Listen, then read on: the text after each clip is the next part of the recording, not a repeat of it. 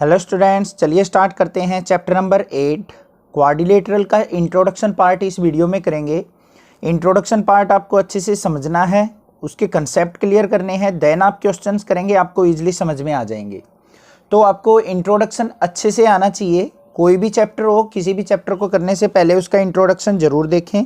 Link आपको description में मिल जाएगा और सभी की सभी वीडियोज़ आपको क्लास 9th की प्लेलिस्ट के अंदर अवेलेबल मिलेंगी।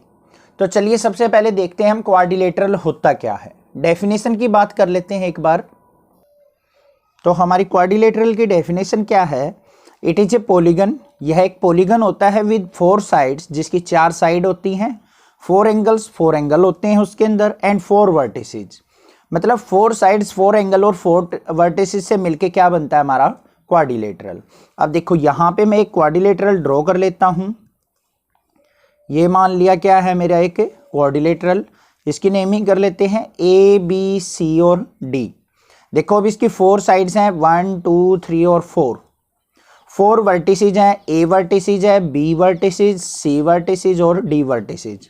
और 4 एंगल फॉर्म कर रहा है, angle A, angle B, angle C और एंगल डी। तो ये क्या बन जाएगा हमारा क्वाड्रिलेटरल बन जाएगा। अब इसके बाद बात करते हैं, इसकी एक प्रॉपर्टी आती है angle sum property. Angle sum property of quadrilateral.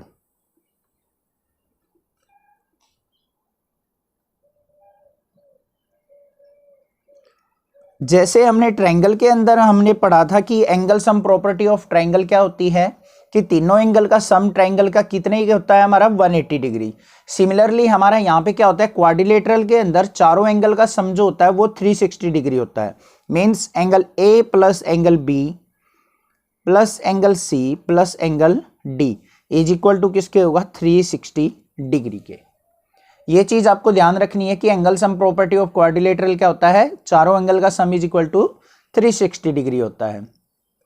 अब यहां पे एक फॉर्मूला आता है कि कोई भी आपको पॉलीगन गिवन हो, या तो क्वाड्रिलेटरल हो या ट्रायंगल हो या पेंटागन हो या हेक्सागन। पेंटागन में 5 साइड्स होती हैं, हेक्सागन में 6 साइड्स होती हैं। अगर हमने उनकी एंगल सम प्रॉपर्टी देखनी है कि सभी एंगल का सम कितना होगा, तो वो हम फाइंड आउट करते हैं इस फॉर्मूले से। एंगल इज इक्वल टू क्या होता है 180 इंटू एन माइनस 2। एन क्या होती है यहाँ पे साइड्स। जितनी भी साइड्स हों वो रखेंगे और मल्टीप्लाई करके फाइंड आउट कर लेंगे कि सभी एंगल का सम कितना होगा। अब जैसे इसमें 4 साइड्स है, एन की जगह 4 रखेंगे, 4 माइनस 2 कितना हो गया 2। 2 की 180 से मल्टीप्लाई करेंगे 360 आ जाएगा। ठीक है। ट्रायंगल के अंदर 3 साइड्स होती हैं, एन की जगह 3 रखेंगे, 3 माइनस 2 कितना हो गया 1। 1 की 180 से मल्टीप्लाई 180 डिग्री। तो ट्रायंगल के तीनों एंगल का सम क्या होगा 180। आई होप आपको समझ में आ गया है किस तरीके से हम इस फॉर्मूले का यूटिलाइजेशन करते हैं। नेक्स्ट बात करेंगे हम टाइप्स ऑफ क्वाड्रिलेटरल की और उनकी प्रॉपर्टीज की। अब यहां पे हम देखेंगे टाइप्स ऑफ क्वाड्रिलेटरल। जो क्वाड्रिलेटरल हमारी किस किस टाइप की फॉर्म हो सकती है और उनकी प्रॉपर्टीज भी हम यहां पे साथ के साथ पढ़ेंगे कि हम किसी भी क्वाड्रिलेटरल को डिफरेंशिएट किन बेसिस पे करते हैं। तो मोस्ट इंपॉर्टेंट पार्ट है ये क्वाड्रिलेटरल चैप्टर का। जिस बच्चे को क्वाड्रिलेटरल की प्रॉपर्टीज और टाइप्स ऑफ क्वाड्रिलेटरल समझ में आ जाएंगी तो उसको इस चैप्टर की थ्योरम करने में कोई भी प्रॉब्लम नहीं होगी। तो सबसे पहले बात करते हैं हम रेक्टेंगल की। जो हमारी फर्स्ट क्वाड्रिलेटरल आती है वो है हमारी रेक्टेंगल। अब आपके सामने रेक्टेंगल माइंड में आते ही आपको उसकी सारी की सारी प्रॉपर्टीज माइंड में आ जानी चाहिए कि हमारी रेक्टेंगल कब होगी, किस फिगर को, किस पॉलीगन को हम रेक्टेंगल बोलेंगे। तो सबसे पहली बात क्या होती है, सारे के सारे एंगल जो होते हैं हमारे रेक्टेंगल के अंदर 90 डिग्री होते हैं। मीन्स ये जो चारों एंगल बनेंगे ए, बी, सी और डी के अंदर, ये चारों एंगल क्या होंगे 90 डिग्री। तो यहाँ पे angle A, B, C, D जो चारों एंगल होंगे हमारे क्या होंगे 90 डिग्री। तो यहाँ पे एक प्रॉपर्टी बन जाती है हमारी कि all angles are 90 degree.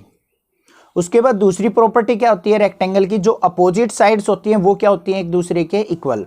Means A B जो होगी वो सी डी के इक्वल होगी और ए डी जो होगी वो बी सी के इक्वल होगी। तो यहाँ पे क्या लिखेंगे हम, opposite sides are equal. Opposite sides are equal. Next अगर हम प्रॉपर्टी की बात करें तो हमारी आती है डायगोनल की प्रॉपर्टी। जो अपोजिट वर्टिसेस होते हैं उनको अगर हम मिलाते हैं तो वो होते हैं हमारे डायगोनल्स। तो यहाँ पे डायगोनल भी क्या होते हैं, रेक्टेंगल के अंदर इक्वल होते हैं। तो यहाँ पे क्या लिखेंगे, A C is equal to क्या होगा, B D, means diagonals of rectangle are equal. I hope आपको कुछ प्रॉपर्टी पता लग गई है कि जिनके बेसिस पे हम बता सकते हैं कि ये हमारी एक रेक्टेंगल है। नेक्स्ट बात करेंगे हम स्क्वायर की। अब स्क्वायर को हम देखते ही पहचान लेते हैं क्या होती हैं स्क्वायर की कुछ प्रॉपर्टीज। हमारी जो चारों साइड्स होती हैं स्क्वायर की वो क्या होती हैं, इक्वल होती हैं।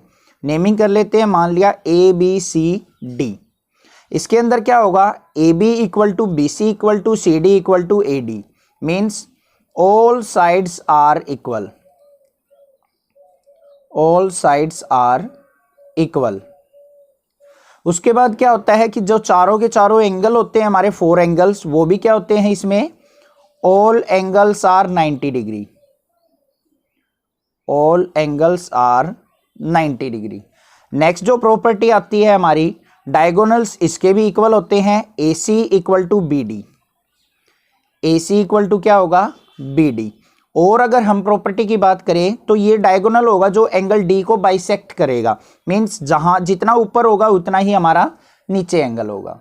तो यहाँ पे रेक्टेंगल और स्क्वायर में डिफरेंस किस चीज में आया है, यहाँ पे देखो अपोजिट साइड्स इक्वल होती हैं और स्क्वायर के अंदर चारों की चारों साइड इक्वल होती हैं। तो इन छोटी छोटी प्रॉपर्टीज के बेस पे ही हमें क्वाड्रिलेटरल को आइडेंटिफाई करना है। नेक्स्ट जो थर्ड फिगर की बात करेंगे हम, स्क्वायर के बाद बात करेंगे रोम्बस की। नेक्स्ट रोम्बस के अंदर क्या होता है, हमारा चारों की चारों साइड्स इक्वल होती हैं, एज सिमिलर टू हमारा स्क्वायर ही होता है। बट इसके अंदर क्या आ जाता है कि हमारे जो चारों एंगल होते हैं वो 90 डिग्री नहीं होते हैं। तो जैसे ए बी सी डी हमारा क्या है कि रोम्बस है, तो इसके अंदर जो एंगल ए होगा, एंगल बी होगा, एंगल सी और D, all angles are not 90 degree. तो यहाँ पे क्या लिखेंगे, एंगल्स आर नॉट 90 डिग्री। और क्या होता है, साइड्स हमारी चारों की चारों इक्वल होती हैं, A B equal to B C equal to C D equal to A D, all sides are equal. तो अगर हमें डिफ्रेंशिएट करना हो रोम्बस और स्क्वायर में तो हम किस बेसिस पे करते हैं, एंगल के बेसिस पे। अगर चारों एंगल हमारे 90 डिग्री हैं तो वो स्क्वायर होगा, अगर 90 डिग्री नहीं है तो उस फिगर को हम क्या बोल देंगे, रोम्बस बोल देंगे।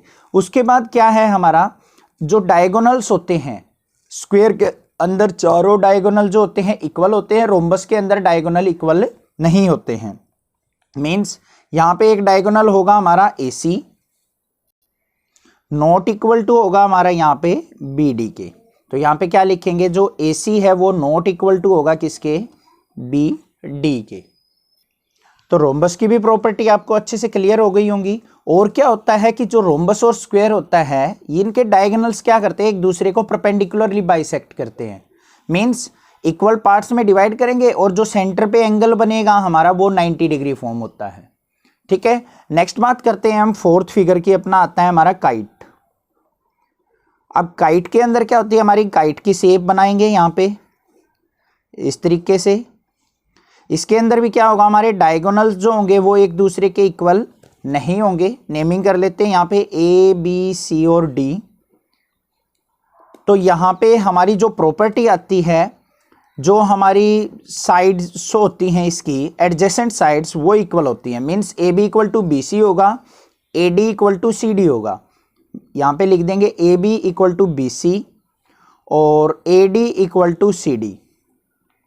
ये एडजेसेंट साइड्स इक्वल होती है हमारी काइट के अंदर। और क्या होगा, डायगोनल्स जो होंगे वो नॉट इक्वल होंगे। Means A C not equal होगा बी डी के, तो वो फॉर्म करेगा हमारा काइट की शेप। आई होप ये भी आपको अच्छे से क्लियर हो गया होगा पॉलीगन। नेक्स्ट बात करते हैं फिफ्थ पॉलीगन की अपनी, वो है हमारा पैरेललोग्राम। पैरेललोग्राम के अंदर क्या होती है, हमारी अपोजिट साइड्स क्या होती है, एक दूसरे के इक्वल भी होती हैं और पैरेलल भी होती हैं। यहां पे क्या लिखेंगे, property number 1, opposite sides are equal and parallel. जो अपोजिट साइड्स होंगी वो क्या होंगी, इक्वल भी होंगी और एक दूसरे के पैरेलल भी होंगी। तो यहाँ पे अगर हम नेमिंग करें इस पैरेललोग्राम की ए बी सी डी, तो यहाँ पे क्या होगा हमारा A B equal to C D और A B parallel to C D. Similarly हमारी ए डी जो होगी वो बी सी के इक्वल होगी और ए डी जो है पैरेलल होगी हमारी बी सी के। तब हम इस फिगर को क्या बोलेंगे, पैरेललोग्राम। और प्रॉपर्टी की बात करते हैं इसकी। नेक्स्ट जो प्रॉपर्टी आती है इसमें कि जो डायगोनल्स होते हैं, ये डायगोनल ए सी और बी डी एक दूसरे को बाइसेक्ट करते हैं। तो यहां पे लिख देंगे हम डायगोनल बाइसेक्ट ईच अदर।